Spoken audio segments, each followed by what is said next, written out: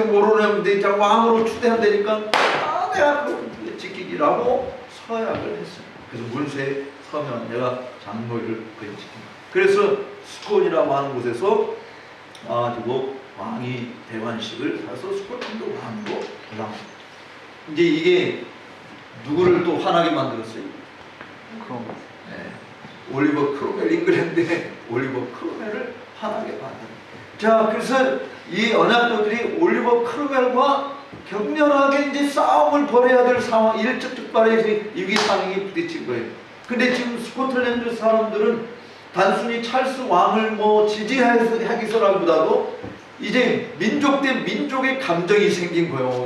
그 왕 잘 죽었다라고 하던 이런 사람들도 일부가 아니 지금 이 잉글리시들이 스코티시를 점령하겠다고 이제 올라오니까 그래서 전쟁에 일적즉발하는데 전쟁을 그 이끌고 간 장군이 가다가 그만 이성계 위화도 회군처럼 가다가 이 철갑부대 크로멜이 이끌고 철갑부대를 보니까 겁이 나서 도망치고 돌아왔어요. 그래서 사실은 패배를 한 것이죠. 이 스코틀랜드에서는 그때부터 10년 동안 침묵의 시간이 지납니다. 잉글랜드에 의해서 속박이 된 그러나 크로멜은 사실은 자유를 줬어요. 얘네들이 장로교를 지키는 뭐라든 신앙의 자유가 있다. 이렇게 자유를 줬지만 어쨌든 정치적으로 어떤 힘도 발휘할 수 없는 그런 단계에 오르게 되어집니다. 그러다가 이제 잉글랜드에 격변이 벌어지게 됩니다. 불행하게도 올리버 크로멜이 1660년에 세상을 떠납니다.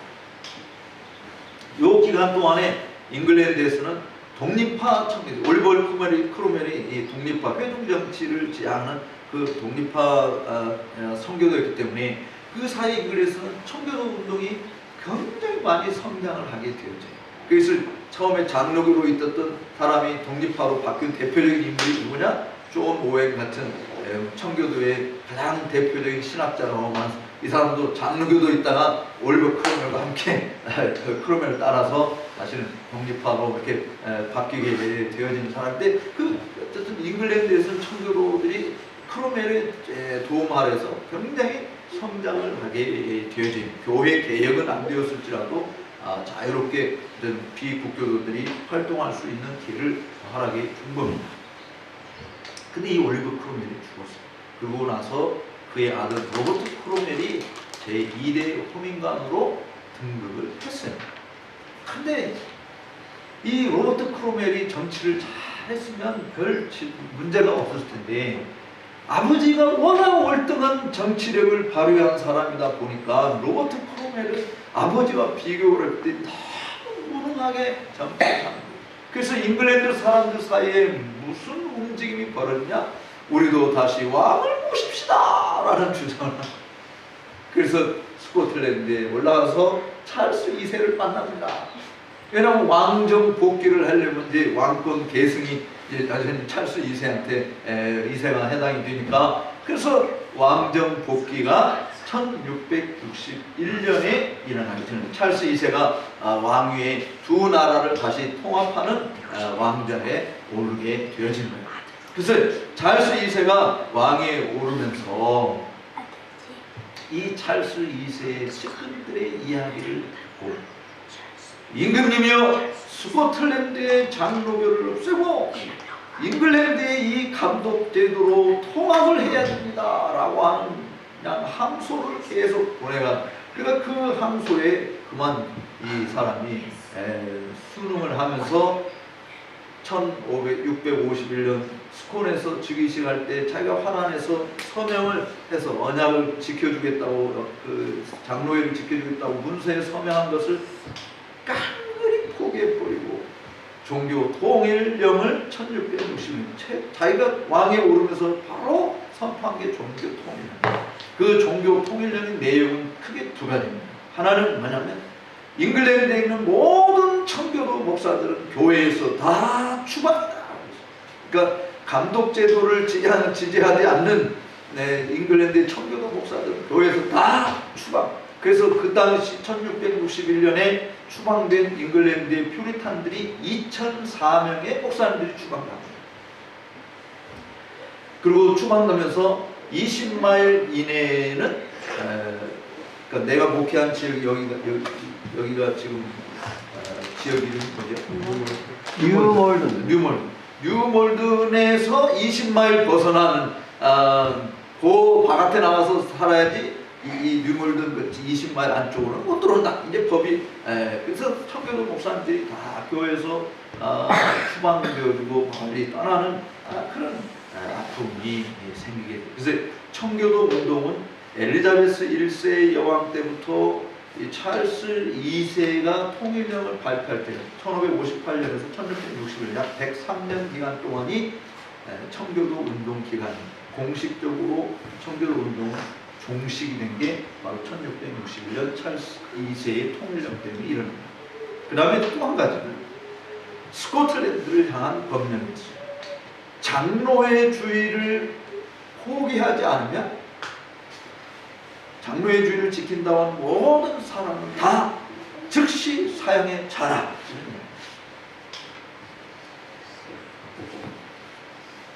이게 참 엄청난 아픔을 가지고 있겠죠.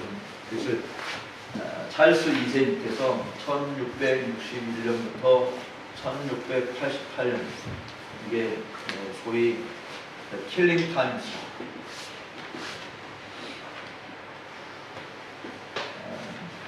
스코틀랜드에서 소위 살인 시대가 시작이 된 것이 이때 일어나는 일이에요.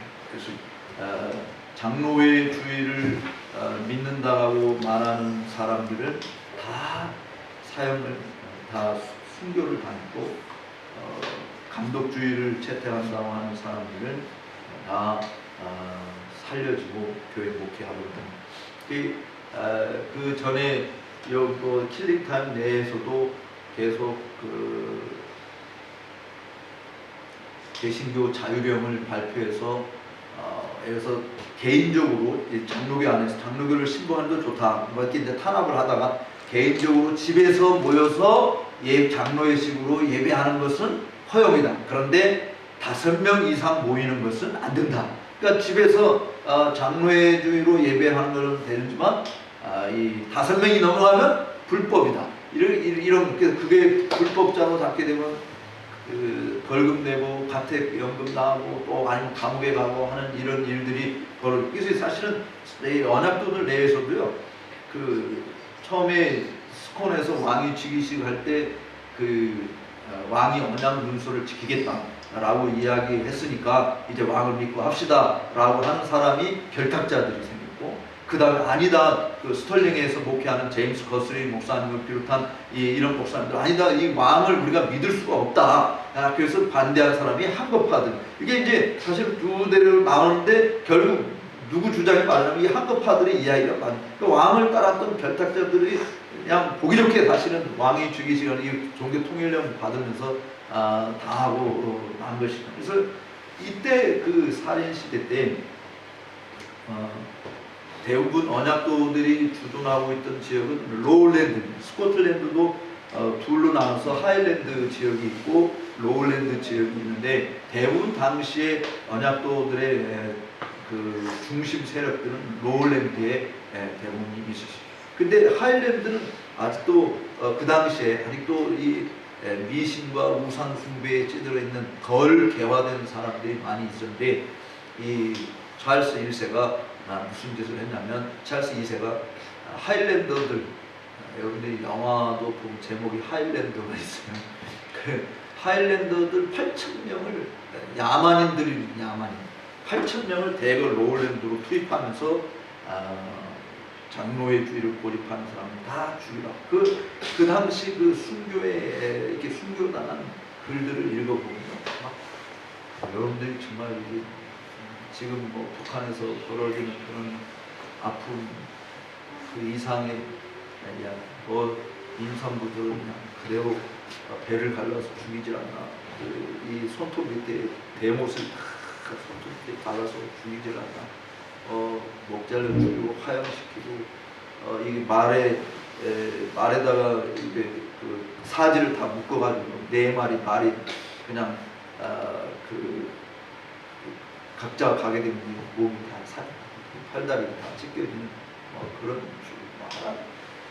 제가 그 순교당한 장면들의 이게 글을 읽으면서 손수건을 몇 번째 하는지 눈물 없이는 읽을 수 없는 그런 여러분들 이제 그 에딘버러 가서 소위 지붕 없는 감옥을 보셨겠죠. 거기에 1200명의 언약도들이 갇혀 있었어요. 사실 참 여기도 지금 이렇게 춥지만 스코틀랜드는 다 추워요.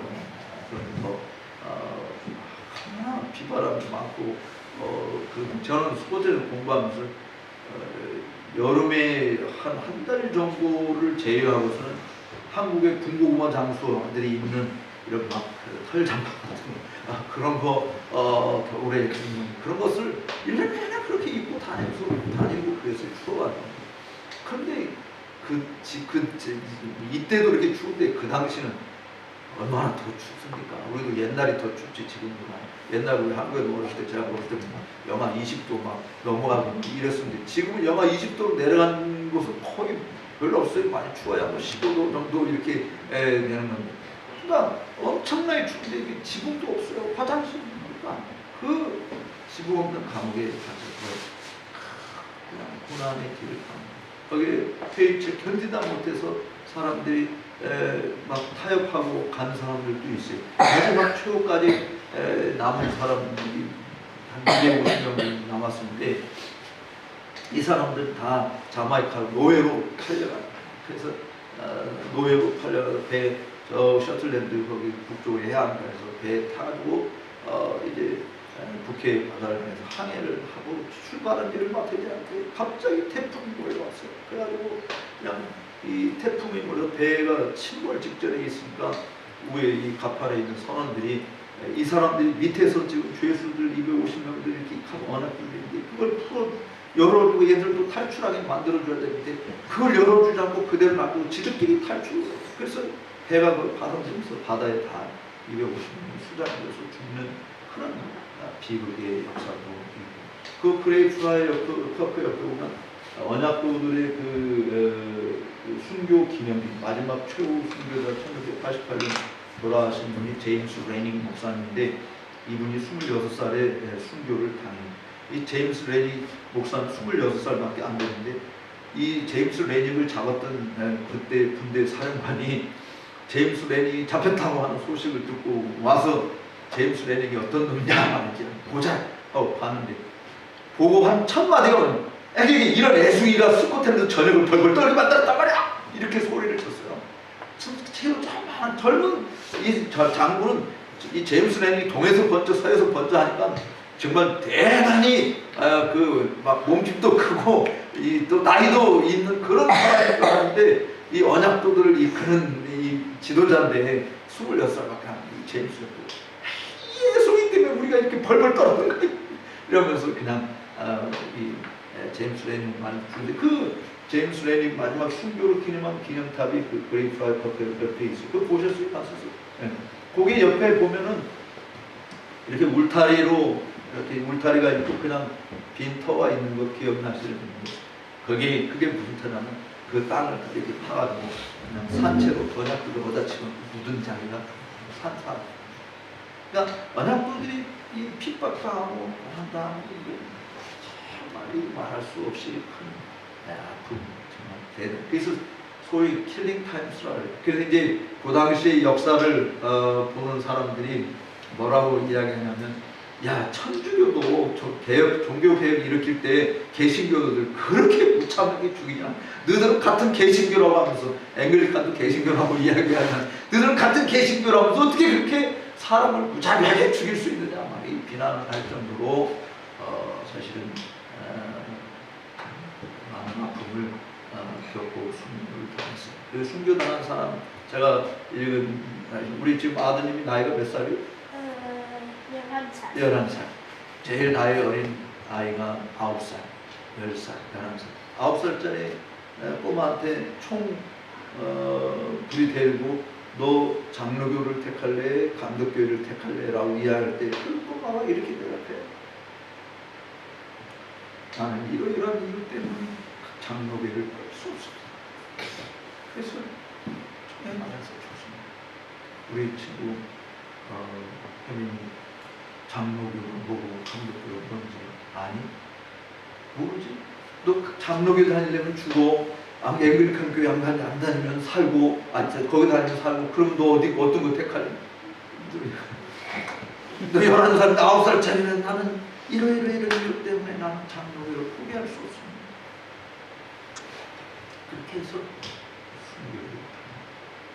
또 이 마가레트라고 하는 두 여자분, 하나는 18살이고 하나는 42살이고 두 똑같이 이름이 마가레트인데 여기 스코틀랜드 서해안 쪽에 그 사무엘 루터풀 목사님 목회한 바노스에서 조금 떨어지는 그 왓슨이라고 그 지역인데 지금 정확하게 지역 이름은 기억이 안 나는데 거기에 해변가에 가면 그 막대기가 이렇게 큰 막대기가 아니라 이 세멘트 기둥처럼 하나 이렇게 돼 있어. 그리고 거기 이제 순교 기둥이 두 마가레트 여인이 순교당한 장소로 이렇게 세워졌는데 그게 뭐냐면 이 여인들이 거기 기둥에 손과 다 묶여서 하고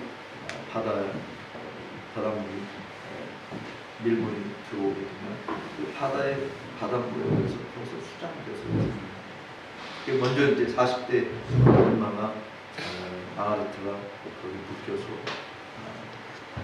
이쪽 해변가에서는 16살 마가레트가 서 있어요. 그 군사들이 잡혀 있어요. 그리고 밀물이 들어와서 그 40대 아줌마 마가렛이 이제 죽어갑니다. 그러니까 이 앵글리칸 군대가 젊은 마가렛한테 야 마가렛 너 동료의 죽어가는 것을 보느냐? 빨리 지금이라도 너도 장로교에서 이 앵글리칸 감독제로 바뀐다면 내가 살려준다. 그렇게 이야기했을 때 그 마가렛가 이렇게 이야기해요. 나는 나의 동료가 죽어가는 것을 보는 것이 아니라 우리를 위해 십자가에 죽어주신 예수님이 나는 예수님 나의 왕이심을 믿게 포기할 수 없습니다. 그래서 이 18살 먹은 마가렛도 다음 거기 묶여서 동일하게 바닷물에 수장돼서 죽는 그런 순교. 해가 스코틀랜드 전역이 로울랜드 지역에 가면 이 언약도들이 순교당한 그 순교파들이 엄청나요. 몇 명 죽었느냐? 이 살인 시대 동안 18,000명이 순교를. 물론 찰스 1세는 1685년에 세상을 떠나요. 이 명예혁명이 1688년에 일어났지만 세상을 떠나고 찰스 2세의 동생이 제임스 7세로 왕위에 올라서 제임스 1세, 2세가 7세로 잉글랜드 제임스 2세가 된 이 사람이 또 로마 카톨릭이에요. 그래서 그냥 범령을 막는 로마 카톨릭을 끌어들이려고 카톨릭 교회를 다시 세우고 이 장로교를 없애고 감독 제도도 카톨릭 교회를 인정해주지 않으면 막 감독의 자리에 올리지도 않고 하는 이런 이제 일들을 저지르니까 민중의 공기가 일어납니다. 그래서 소위 피 한 방울 흐리지 않고 이 제임스 7세가 왕위에서 추출되고 그 제임스 7세의 그러니까 찰스 그 2세의 딸이 화란의 오렌지 공과 결혼을 했는데 그 오렌지 공이 들어오면서 스코틀랜드의 왕으로 선포를 합니다. 그래가지고 제임스 7세가 물러나고 오렌지 공이 이제 스코틀랜드 왕으로 들어왔는데 그 잉글랜드는 같이 통치하는 왕이 되어지는데 이 오렌지 공을 환영한 사람들이 앵글리칸이었으면 스코틀랜드의 장로교회가 없어졌을 수도 있어요. 근데 앵글리칸들이 다 이거 오렌지 공이 화란의 개혁파 그 화란 또 개혁교회 개혁파들이냐. 그러니까 감독주의자들이 이 오렌지 공을 환영을 안 했어요. 그럼 누가 환영했느냐? 장로교들이 환영을 한 거예요. 그래가지고 장로교 스코틀랜드의 장로회주의가 재회복되는 게 1688년이 명예혁명이 지나고 난 다음에 스코틀랜드 장로교를 지킨다 해서 이제 지금까지 장로교가 이렇게 내려오게 되어진 것입니다.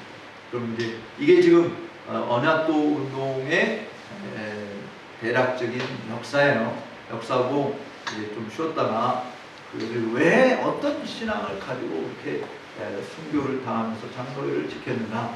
여러분들이 장로교 내가 왜 장로교입니까? 하고 그냥 엄마 아빠가 장로교에서 다녔고 나도 거기 장로교에 다닌다 보니까 장로교인다 이런 것이 아니라 정말 my conviction, not just my profession, but my conviction. We have to say I am a Presbyterian. So 어떤 원리에 의해서 그런 말을 했는지 좀 쉬었다가 강의해서 말을 하겠습니다. 뭐 질문이